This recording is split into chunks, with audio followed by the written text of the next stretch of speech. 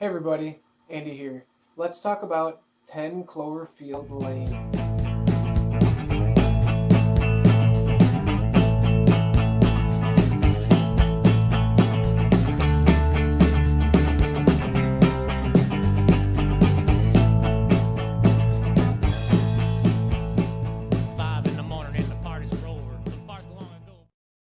10 Cloverfield Lane was directed by Dan Trachtenberg. It stars Mary Elizabeth Winstead, John Goodman, and John Gollard Jr. The movie was released March 11, 2016. It is a science fiction suspense thriller. Okay, so I just got back from seeing 10 Cloverfield Lane with one of my friends. I got off of work, I called them up, I was like, I gotta go see this movie. Been wanting to see this movie for a while. They were both kind of reluctant because they didn't want to go see it unless they knew for sure if there was a monster in the movie or not, all that sort of stuff. So I ended up convincing one of them, and we went, and let me tell you, neither of us were disappointed for different reasons than a monster. The movie is just overall very, very good. John Goodman is amazing with his creepiness. I don't know, his ability to dial up his crazy and then dial it back down. It's like a dimmer switch. Super crazy. Oh, just a little crazy, and he can do it like within scenes. It's awesome. He just does so good in this movie. Mary Elizabeth Winstead was the lead actress. The only thing I've ever seen her in before this, I know she's done a lot of things, but is Scott Pilgrim, which I really like too, but for completely different reasons. The movies aren't even anything close to the same thing. But so that's all I know her from. But in this movie, she's just very good. She's very convincing. She plays the heroine very well. She's like a little MacGyver. She is very intuitive, very smart, very witty, and she pulls it off great. You can totally tell that, think that she would be able to do this in real life.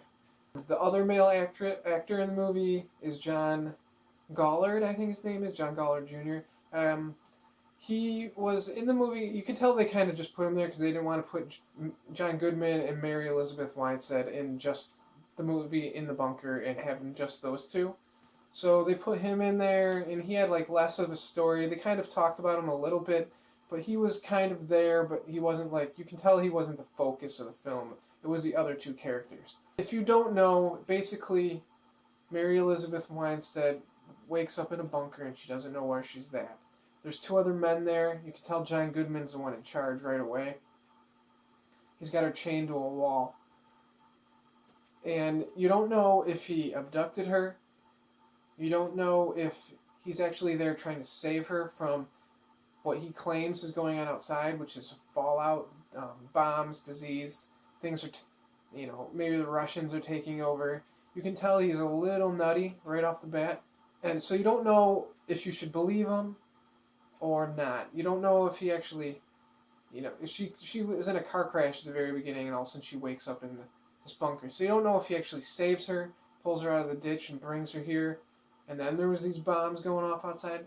You don't know if he ran her off the road on purpose and then took her there because he wanted to have her.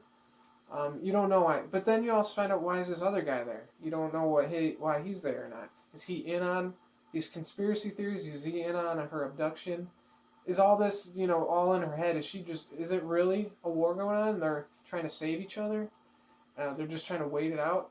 You don't know. So there's all these mysteries going on. You don't know what's going on outside, and you don't know what's going on inside. And it's very claustrophobic inside. There's lots of suspense. Lots of times when you don't know when John Goodman is just going to flip the switch and just go nuts. And you don't know if this other guy's in on it. And it's just, the whole movie is excellent. I highly recommend you go see it. If you like anything to do with mystery and suspense, go see it. I can tell the ending is going to be very polarizing. You're either going to not like it or you're going to like it.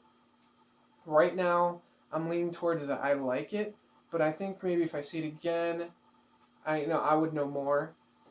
I definitely will see this movie again though. I want to see if there's anything hiding in there that J.J. Abrams likes to hide. That's gonna be my spoiler-free version. I really liked the movie. Acting is amazing. Suspense was well done. Ending is maybe I really liked it. Maybe I didn't. It's kind of it's up in the air, but I'm leaning towards I like it. Even if you don't like the ending, I think the rest of the movie really is worth seeing without the ending. The ending is like a cherry on top. If you liked it, if you didn't like it, it's like without a cherry. Either way, you still get a bowl of ice cream. That's my terrible analogy. So either way, most movies aren't like that though. I can tell you that. Most movies, you're like the ending sucked, the rest of the movie sucked. This one is the ending is so completely different from the first 90% of the movie that it really, I don't think it takes away from how good the first part of the movie is, or the first 3/4 of the movie was. So don't let that get in the way. Just go and see this movie. You will enjoy it. I highly recommend it. Now, spoiler alert. So anything from here on will be spoilers, and I'll put a time somewhere here so where you can go and see the end of the video. You find out that John Goodman's nuts, and he did abduct her, but you still don't know completely if he ran her off the road on purpose or if he did it on accident. You're leaning towards that he probably did it on purpose, but for it to be timed out with this alien invasion that's going on outside is I don't know. So I think you think that he did it on purpose, but really you're not sure because the timing is just way off. Or maybe he just saw a girl in the car and was like, let's go get her and bring her to my shelter because I need some female down there. And you're nuts. And you find out that he has done this before. That he had a girl down there, and he keeps referring to her as Megan, and Megan is his daughter. That you don't know if she actually ever really existed. Oh no, you do. You do know she existed because he went to the other male character went to school with her. But either way, you know she's not around anymore, and he is filling these spots with bringing girls and putting them in his bunker. And he's done it at least once before. And you find out he probably killed her. He's got like this tub of acid. Mary Elizabeth Winstead finds the help scratched into the window and a bloody earring. Now that I think about it though, if she got up that far, how did John Goodman get her out? Because he can't get up into that filtration system, supposedly. Or maybe he can because it was before this nuclear fallout that he thinks is going on outside. What you find out again isn't a nuclear fallout. I'm kind of going through this, if you haven't noticed, through my head as we speak. There's so much going on in this movie that you don't know. I mean, you really need to see it again before you can really, really talk about it. But anyways, so there isn't, you find out John Goodman's crazy, and he does know that there's something going on. They saw bombs going off. He probably had giant monsters crashing into a bunch of the larger cities like New York and LA and Tokyo and stuff. And that was like the first wave. And then they had these spaceships with these little monsters going out into the rural areas to clean up and spread this poison that you saw the spaceships spraying. So that's probably what happened to that one woman at the beginning when Mary Elizabeth Winstead tried to escape and she saw the lady with the flesh being eaten away. So I'm guessing that's how these movies are connected. That they are connected. They're in the same universe. At the very beginning credits, you see Cloverfield pop up, and then you see 10 and Lane. So I really don't think J.J. Abrams would have just put the name on there for no reason. I feel like that they are the same thing. They're in the same universe, and this is just a different area right around the same time, probably a couple months after the giant monster attacked on the planet. That's my theory. I don't know. If I see it again, maybe you'll get more information. Maybe you'll figure out more stuff. or maybe, in a couple of years we'll get another Cloverfield movie like this one. Or because 2 months ago when the trailer showed up, like no one knew this movie was happening. It was amazing how they kept this under wraps for so long. And then when I heard about it, I was like, oh my god, I gotta see that movie. It's gonna be so awesome. I can't wait. Even if it has nothing to do with the first movie. And you find out it probably does, but who knows for sure.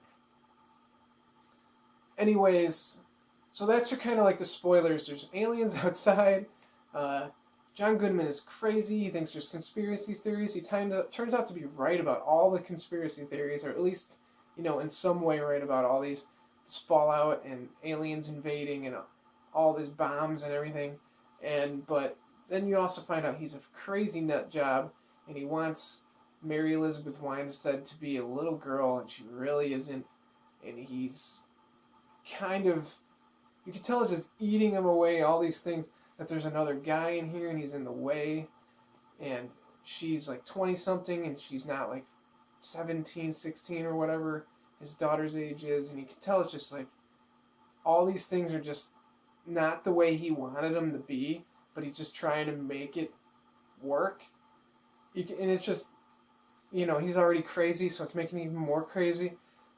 He just is so good, and I can't wait to go see it again. Anyways, that's the spoilers. So, like I said, it's such a great movie. Acting is amazing.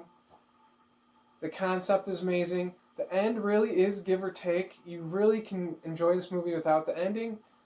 Go see it. 8 out of 10, 4 to 5. Awesome. I hope it doesn't change the next time I see it. Anyways, guys, thanks for watching my review on 10 Cloverfield Lane. If you liked it, please comment, subscribe, thumbs up, all that good YouTube stuff. If not, I will check you later.